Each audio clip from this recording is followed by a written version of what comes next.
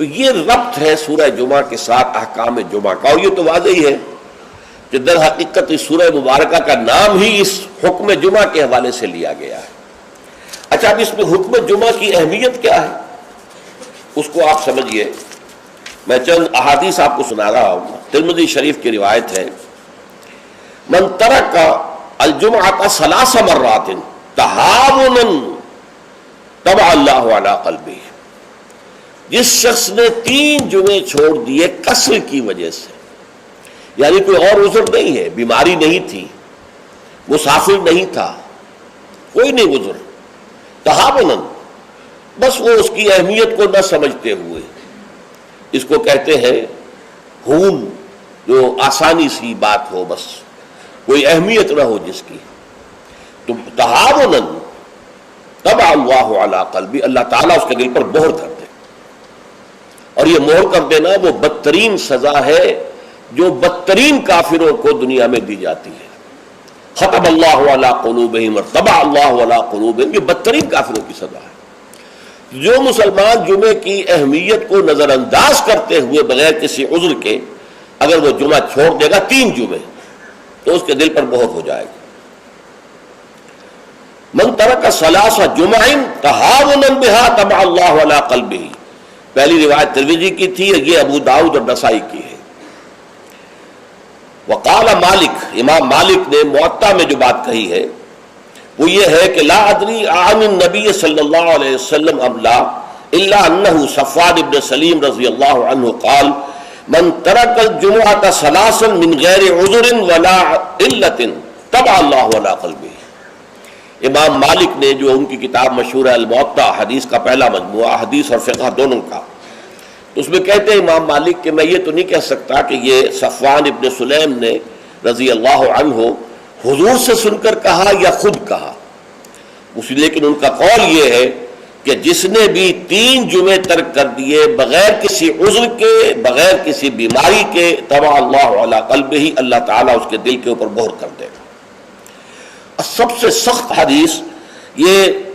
صحیح مسلم کی ہے، عبداللہ ابن عمرو بن العاص اور ابو ہریرہ دونوں سے مروی ہے رضی اللہ تعالی عنہما، انہما سمع النبی صلی اللہ علیہ وسلم، یہاں بالکل یہ مرفوع حدیث ہے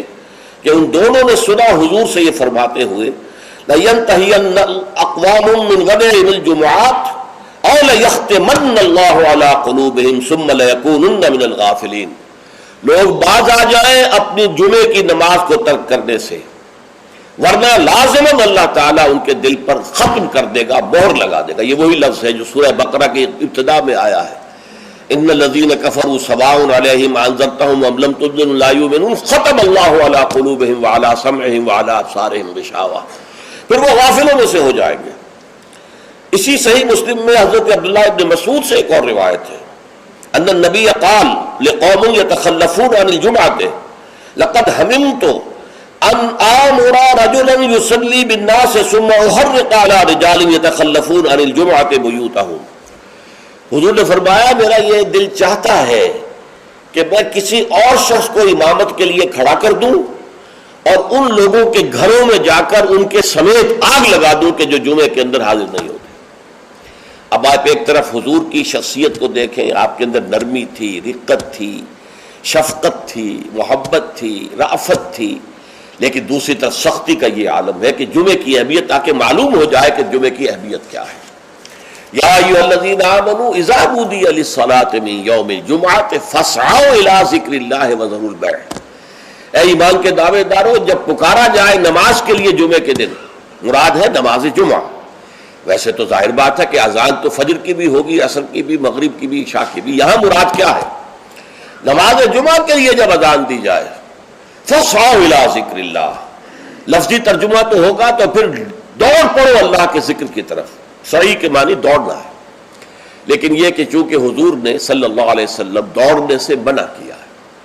لہذا لپ کو یعنی ہمتاً متوجہ ہو جاؤ۔ اب کوئی کاروبار دنیاوی تمہیں ذرا اس گاہک کو نپٹا لوں، پھر نہیں، فوراً کاروبار بند۔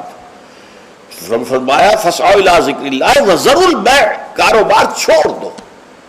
ذالکم خیر لکم ان کنتم تعلمون، یہی تمہارے لیے بہتر ہے اگر تم سمجھو۔ اب دیکھیے غور کیجئے اس میں کہ ہو سکتا ہے کوئی شخص، کوئی دکاندار بیچارہ صبح سے بیٹھا تھا، کوئی گاہک نہیں آیا، عین جس وقت گاہک دکان میں داخل ہوا اسی وقت اب اذان جمعہ کی آواز آ گئی. اب بڑے سخت امتحان میں ہے وہ، لیکن فرمایا گیا ذالکم خیر لکم،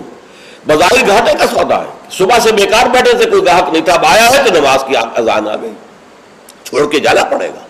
ضرور ہے کاروبار چھوڑ دینا، یہ لازم ہے، یہ حکم ہے، یہ واجب ہے،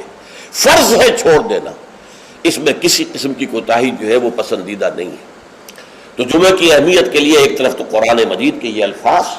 یا ایھا الذین آمنوا اذا نودی للصلاۃ من یوم الجمعۃ فاسعوا الی ذکر اللہ وذروا البیع ذالکم خیر لکم ان کنتم تعلمون، اور اس کے ساتھ جمع کیجئے وہ احادیث جو میں آپ کو سنا چکا ہوں. اگر 3 جمعے کسی مسلمان نے بغیر عذر کے، ہاں عذر ہو سکتا ہے، آپ بیمار ہیں تو آپ پر فرض نہیں ہے،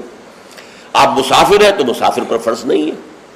آپ غلام ہیں کسی کے تو آقا کی اجازت کے بغیر نہیں جا سکتے، لہذا غلام پر بھی جمعہ فرض نہیں ہے، بچے پر بھی جمعہ فرض نہیں ہے،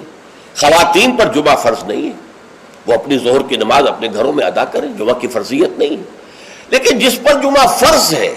اور پھر وہ صرف تہاوناً، کسل مندی یا اس کی اہمیت کو نہ سمجھتے ہوئے وہ اگر جمعے مسلسل 3 ترک کر دے گا تو طبع اللہ علی قلوبہم بھی آ گیا، اور ختم اللہ علی لیختمن اللہ علی قلبہ، اللہ تعالیٰ اس کے دل کے اوپر مہر کر دے گا. اچھا، اس میں اب جو نوٹ کرنے کی بات ہے وہ یہ ہے، جمعے کو جمعہ بنانے والی شے خطبہ جمعہ ہے. نماز تو ظہر کی نماز کا قائم مقام جمعہ ہے نا، ظہر کے 4 فرض ہیں اور جمعے کے 2 ہیں، تو نماز اصل شے نہیں ہے، اصل شے جو ہے خطبہ جمعہ ہے جس نے کہ جمعے کو اہمیت دی. اس لیے کہ خطبے میں تعلیم ہوتی ہے، تلقین ہوتی ہے، جسے میں نے کہا اصل جو مقصد ہے یہ ہفتہ وار اجتماع ہے. اس ہفتہ وار اجتماع میں تازہ کرنا ہے اپنے نظریے کو، اپنے خیالات کو، اپنے نظریات کو، اپنے عقائد کو تازہ کرنا ہے، اسے پانی دینا ہے، سینچنا ہے، اور یہ کام در حقیقت خطبے کا ہے. ویسے یہ کہ تاریخی اعتبار سے جان لیجئے کہ اسلام جو ہے شروع سے اسلام ہے، حضرت آدم سے لے کر حضور تک اور آج تک اصل دین جو ہے وہ اسلام ہے. ان الدین عند اللہ الاسلام. یہ تو اسلام کے ایڈیشنز ہیں کہ ایک خاص احکام جو حضرت موسیٰ کو دیے گئے تو وہ اس وقت کے لوگوں کے لیے وہ لازم تھے، پھر وہ احکام جو ہے شریعت محمدی کی شکل میں آئے ہیں صلی اللہ علیہ وسلم تو ہم پر وہ واجب ہے، لازم ہے. لیکن یہ کہ یہ نظام جو ہے رہا ہے ان تمام مذاہب میں کہ ہفتے کے ایک دن کو فارغ کیا جائے اللہ کی یاد کے لیے. چنانچہ یہ حکم جمعہ ہی تھا کہ جو دیا گیا تھا امت موسوی کو علی نبی الصلاۃ والسلام، جمعہ کا دن تھا. ہمیشہ سے جمعہ ہی کا دن جو ہے وہ در حقیقت مقدس دن ہے، اور جمعہ ہی کا دن ہے کہ جو ابتدائے آفرینش سے چلا آ رہا ہے اس کام کے لیے. لیکن یہودیوں نے اپنی جو بھی شر پسندی تھی ان کے اندر، ان کے مزاج میں جو بغاوت تھی، ان کا جمعے کو چھوڑو جی ہفتہ کرو، تو اللہ تعالیٰ نے بھی پھر ہفتہ ہی ان پر فرض کر دیا. اور ان کے ہاں یہ ہفتہ اتنا سخت تھا، جمعے کی مغرب کی نماز کے بعد سے لے کر اگلے ہفتے کی مغرب تک 24 گھنٹے کوئی کاروبار دنیاوی مطلقاً حرام تھا. آج بھی امریکہ کے اندر جو لوگ رہتے ہیں، جو کہ پریکٹسنگ جیوز ہیں، جن کے وہ لمبے لمبے بال ہوتے ہیں، ادھر زلفیں ہوتی ہیں، اور انہوں نے لمبے لمبے کوٹ سے رنگ کے پہنے ہوتے ہیں، اور فیلٹ ہیٹ ہوتا ہے ان کا خاص طرز کا سیاہ رنگ کا. یہ جو پریکٹسنگ یہودی ہیں، آرتھوڈاکس یہودی ان کو کہتے ہیں، یہ جمعے کی شام سے اپنے ٹیلی فون کنیکشن بند کر دیتے ہیں، کوئی گفتگو نہیں، ان کے تمام دفاتر بند، گھروں پر بھی کوئی ٹیلی فون نہیں دیں گے، وہ سب بند، اور اس کے بعد ان کا پورا دن گزرتا ہے. لیکن وہاں فرق یہ ہے کہ وہاں کوئی جماعت کا اہتمام نہیں تھا، اپنے اپنے طور پر اللہ کو یاد کرو، تورات پڑھتے رہو، جو بھی ان کی ہر شکل تھی نماز کی اس میں وقت گزارو، دنیاوی کاروبار جو ہے وہ کوئی نہیں ہوگا. اس کے بعد عیسائیوں کا معاملہ آیا، انہوں نے بھی انہوں نے ایک اور آگے قدم بڑھایا اور ہفتے کو ترک کر کے اپنے آپ کو یہود سے ممیز کرنے کے لیے اتوار قرار دے لیا. اتوار کی صبح کو ان کا ایک خاص عبادت کا دن ہے، اور اس میں واقعہ یہ ہے کہ جو بھی کوئی پریکٹسنگ یا کوئی تھوڑا بہت مذہبی مزاج رکھنے والے عیسائی ہیں،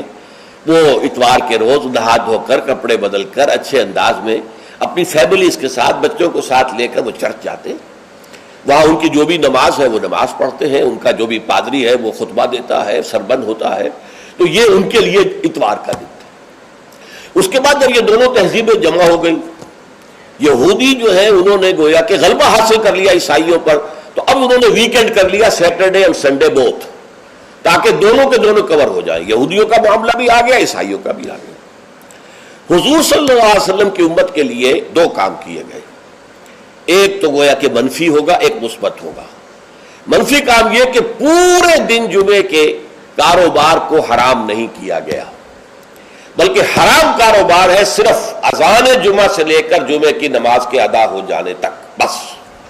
اس دوران میں کاروبار دنیاوی مطلقاً حرام، کوئی کاروبار، آپ جائز سے جائز کاروبار کر رہے ہیں، صحیح سے صحیح کاروبار کر رہے ہیں، لیکن وہ بھی حرام ہے اس وقت اگر آپ نے کیا ہے جبکہ جمعے کی اذان ہو چکی ہے اور جبکہ نماز ابھی ادا ہو رہی ہے، اس دوران حرام۔ لیکن باقی دن کے اندر حرمت نہیں رکھی ہے، البتہ میں ابھی آپ کو بتاؤں گا۔ تشویق یہ ہے کہ صبح سے لے کر جمعے تک کا وقت جو ہے یاد الہی میں بسر کیا جائے، تشویق اور ترغیب ہے، اس لیے کہ اگلی آیت میں ہم پڑھیں گے کہ جب جمعہ کی نماز ادا ہو چکے تو تم منتشر ہو سکتے ہو زمین میں اور جاؤ اور اپنے کاروبار میں لگ جاؤ۔ لیکن جمعہ سے قبل کے بارے میں کچھ نہیں کہا، نہ تو یہ کہا کہ کاروبار نہیں کر سکتے، نہ یہ کہا کہ کرو جاؤ تمہیں اجازت ہے، نہیں، وہاں سکوت اختیار کیا قرآن نے۔ فَإِذَا قُضِيَتِ الصَّلَاةُ فَانتَشِرُوا فِي الْأَرْضِ وَابْتَغُوا مِنْ فَضْلِ اللَّهِ، جب نماز ادا ہو چکے تو تم زمین میں منتشر ہو سکتے ہو۔ یہاں پر بھی اگرچہ وجوب کا لفظ آیا ہے کہ فَانتَشِرُوا، منتشر ہو جاؤ، لیکن یہاں جو ہے مانا ہے تمام علماء نے کہ یہ وجوب جو ہے یہ کسی شے کی فرضیت کے لیے نہیں ہے کہ لازماً جمعے کے بعد منتشر ہو جانا ضروری ہے، بلکہ استحباب ہے، جا سکتے ہو، اجازت ہے، مباح ہے۔ کاروبار کی حرمت کا معاملہ ختم ہو گیا جیسے ہی جمعے کی نماز ادا ہو چکی، اب آپ جائیں اپنے دفتر میں جائیں، اپنے کاروبار میں جائیں، اپنی دکان پر جائیں، کوئی اعتراض نہیں۔ لیکن یہ ہے کہ جہاں تک پہلے کا وقت ہے اس کے بارے میں کوئی بات نہیں آئی، یہ احادیث میں آئی ہے اور اسے تبکیر کہتے ہیں۔ پسندیدہ یہ ہے کہ جمعے کی صبح ہی سے انسان جو ہے وہ اس کام میں مصروف ہو جائے جو کام یہودیوں کے ہاں تھا پورے یوم سبت میں، اسے تبکیر کہتے ہیں۔ ایک حدیث موجود